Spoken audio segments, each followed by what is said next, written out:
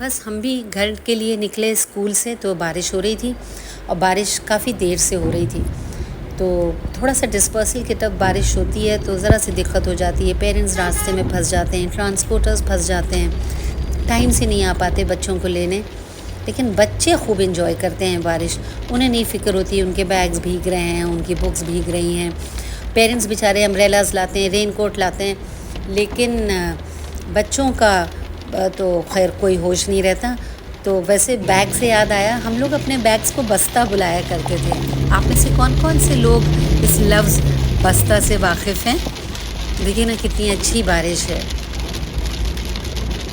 और हम सोच रहे थे अच्छा हुआ कल हमने थोड़ी सी शॉपिंग कर ली, हमें बहुत ज़रूरी था। मैं आपको आज अभी दिखाऊंगी, हमने कुछ एक DIY प्रोजेक्ट बनाया, तो अभी दिखाते हैं हम घर पहुंचने के बाद। बस देखिए घर पहुंच रहे हैं तो ये कितना पानी भरने लगा है। बस बारिश से यही इससे उलझन होती है, जहाँ बारिश का पानी भर जाता है, बाकी तो खैर बारिश किसको बुरी लगती है। देखिए ना हम अपनी कॉलोनी में आ गए, बिल्कुल साफ़ सुथरी नीट एंड क्लीन कॉलोनी।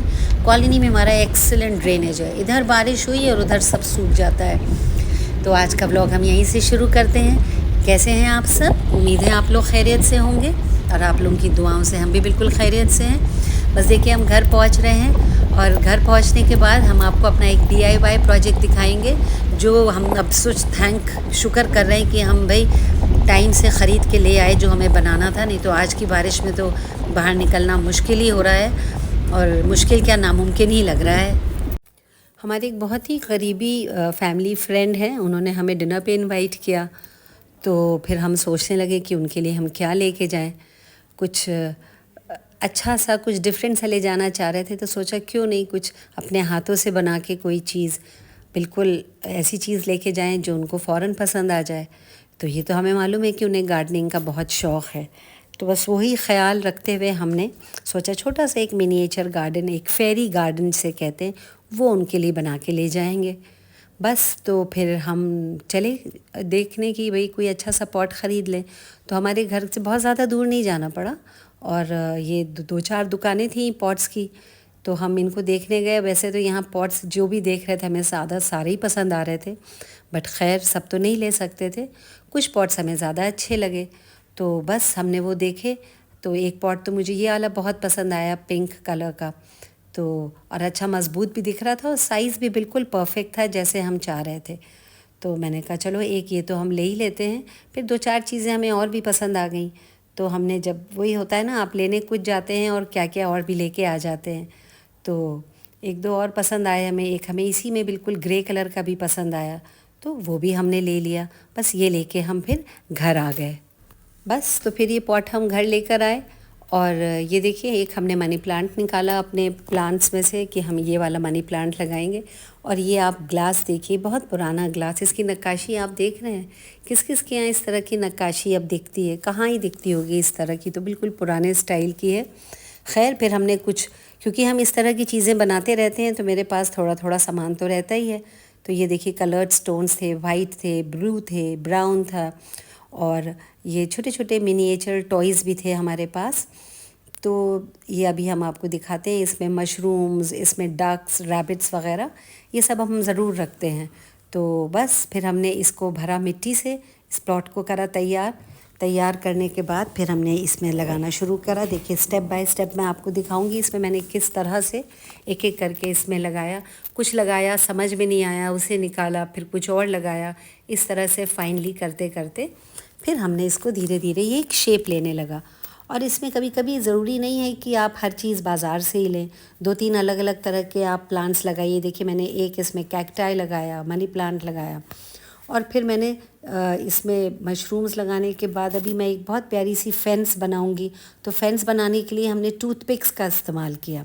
ये टूथपिक्स के साथ आप फेंस बनाइए। देखिए बिल्कुल लगता है जैसे वुडन फेंस है, बिल्कुल जेन्युइन ओरिजिनल फेंस की तरह लगती है, और ये लग के बहुत खूबसूरत लगती है। बिल्कुल नीट इसका लुक आता है।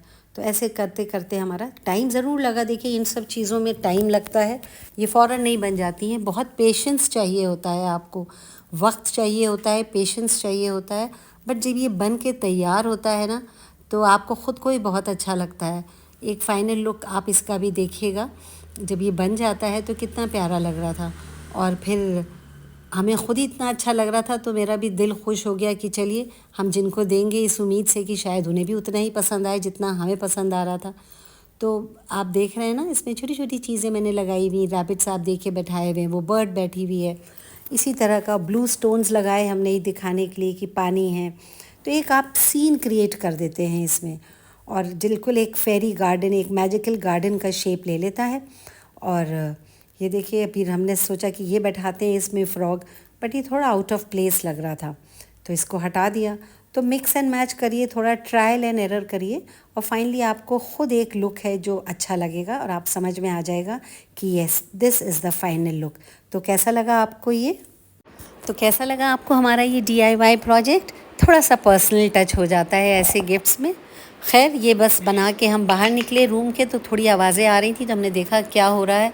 तो पता चला हमारे बिल्लू हैं, इन्हें कुछ दिख गया है। देखिए सीढ़ियों से आधे लटके पड़े हैं कोको, पता नहीं क्या दिख गया इनको। खैर, इनकी तो सारा दिन का यही धमा चौकड़ी रहती है, कभी ऊपर कभी नीचे, ऐसे ही ये थोड़ी घर में रौनक बनाए रहते हैं।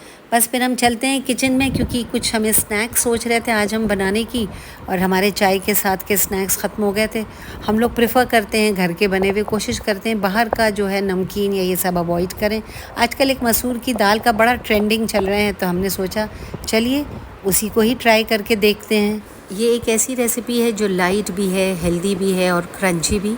मसूर की दाल के थिन वेफर्स या क्रैकर्स, जो भी आप इन्हें बोलें, बहुत हेल्दी होते हैं। इसमें हम लोग सुपर सीड्स डालते हैं तो ये बिल्कुल हेल्थ पैक्ड हो जाएंगे। और मसूर की दाल तो वैसे भी प्रोटीन और फाइबर से भरपूर होती है।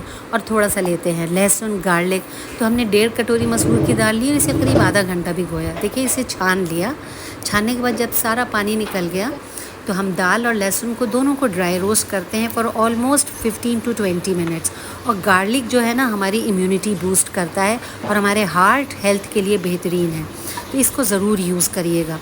जब ये सूख जाता है तो देखिए फिर हम इसका फ़ाइन पाउडर मिक्सी में बना लेते हैं, जो कि कुछ इस तरह से लगता है, आप दिख रहा होगा। फिर इसमें हम डालते हैं कुछ मसाले। इसमें नमक डालते हैं, लाल मिर्च डालते हैं, कसूरी मेथी डालते हैं और आधा कप ऑयल डालते हैं। और इसमें हम बहुत सारे सीड्स मिलाते हैं, जिनको हम सुपर सीड्स भी कहते हैं। Flax seeds, sunflower, watermelon, sesame, pumpkin seeds, ये सब मिलाते हैं। और देखिए ये सब इस तरह से मिलके, क्योंकि इससे एक बड़ा क्रंच आ जाता है और बहुत हेल्दी हो जाता है। और आधा टीस्पून बेकिंग पाउडर, आधा टीस्पून फिर गुनगुने पानी से इसको हम अच्छी तरह से एक डो तैयार कर लेते हैं। फिर देखिए ना, ये हमारा बेकिंग पेपर है, इसके बीच में छोटा सा बॉल बना के हमने रखा और कटोरी से दबाते जाते हैं। देखिए, ये बेलन से नहीं बेल पाएगा, ये हम आपको पहले ही बता दें। फिर ये कुछ इस तरह से लगता है, बस बिल्कुल परफेक्ट। देखिए, आपको सीड्स वगैरह भी दिख रहे होंगे। और फिर हम ऐसे ही तैयार करते जाते हैं। अवन हमने थोड़ा सा प्री हीट कर रखा था और उसके बाद इसको 150 डिग्री सेंटीग्रेड पे अप्रॉक्सीमेटली 20 to 25 मिनट्स के लिए आप इसको डाल दीजिए। और मैं तो ये सजेस्ट करूँगी बीच में 1-2 बार देखिएगा भाई, जब बन के तैयार हो जाते हैं ना तो बहुत ही क्रंची लगते हैं। ये देखें,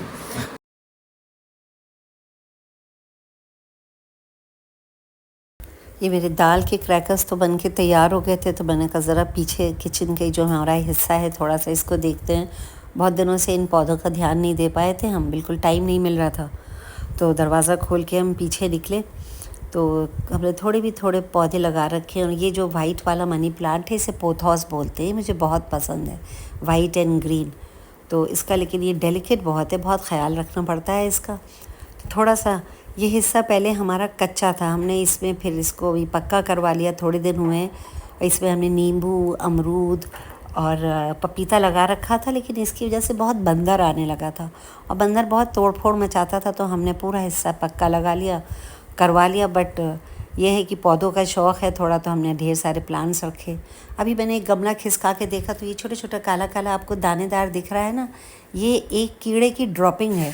ये कीड़ा जो है ना पत्तियां खाता है, फिर इसकी इस तरह की ड्रॉपिंग, जहाँ आपको ये छोटे छोटा राई के दाने जैसा दिखे तो समझ जाइए ये कीड़ा लग गया है। और ये कीड़ा देखे ना मेरे पत्तों को खाने लगा, तो मुझे इस कीड़े से बड़ी चिढ़ होती है। या बरसात के टाइम पे ख़ास तौर से ये आके ना पत्तियां ख़राब कर देता है और आप देखिएगा रात भर में पूरा गमला खा जाते हैं। तो इनका बड़ा ख़्याल रखना पड़ता है। तो मैं हमेशा एक दवा बना के रखती हूँ जो हमें एक नर्सरी वाले ने दी थी। तो वो पानी में 3-4 बूंदें डाल के एक बॉटल में, स्प्रे की बॉटल में भर के रखते हैं। तो जब भी हमें इस तरह का कीड़ा दिखता है तो फिर मैं अपने पौधों को अच्छी तरह से स्प्रे कर देती हूँ। देखिए ये बॉटल में बना के रखा हुआ है मैंने, और अब इसको हम स्प्रे करेंगे। अगर आज छोड़ दिया इसको तो सुबह तक तो बहुत ज़्यादा ये कीड़ा नुकसान कर देगा हमारे पौधों को। और पौधे ज़रा से भी नुकसान होता है ना तो बहुत ही दिल दुखता है, क्योंकि इतनी मुश्किल से एक एक पत्ता निकलता है और ज़रा से देर में कीड़ा जो है ना लग के सब ख़राब हो जाता है। तो थोड़ा सा पौधे रखना तो आसान है, बट इनका ख़याल करना और ये कि ये हेल्दी रहें ये इतना आसान नहीं है। तो इनके साथ बहुत मेहनत करनी पड़ती है। बस तो हमने कहा, बहुत अफसोस हो रहा था कि हमने 2-3 दिन यहाँ ध्यान नहीं दिया। इसको छोड़ दो ना ज़रा सा तो बस ये लापरवाही हो जाती है, तो ये पौधों का नुकसान होने लगता है।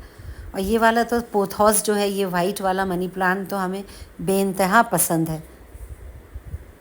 बस तो आज का ब्लॉग हम यही ख़त्म करेंगे। उम्मीद है आपको पसंद आया होगा।